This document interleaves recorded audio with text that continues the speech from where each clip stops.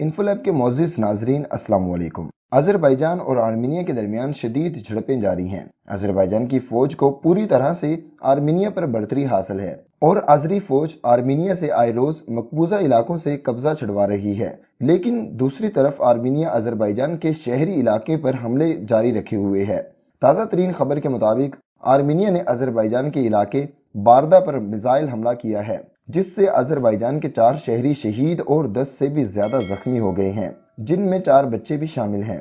پاکستان میں آذربائیجان کے سفیر نے اپنے ٹویٹر کے ایک پیغام میں لکھا کہ آخر بچوں پر کیوں؟ کیا آپ لوگوں کے بچے نہیں ہیں؟ بہت افسوس والی بات ہے۔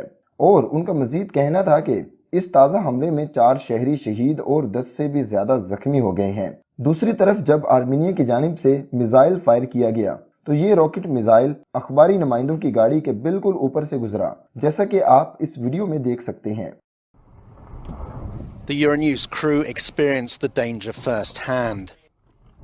Here, a rocket flies within centimeters of the jeep in which it was being escorted.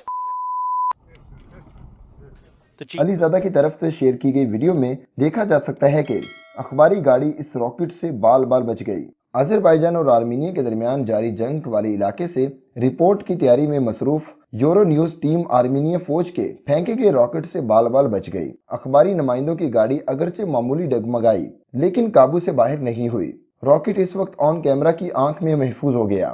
دوستو، اس حملے کے متعلق ایک اور ویڈیو علی زادہ نے شیئر کی ہے، جس میں صاف دیکھا جا سکتا ہے کہ ایک راکٹ شہری آبادی پر آ کر گرتا ہے۔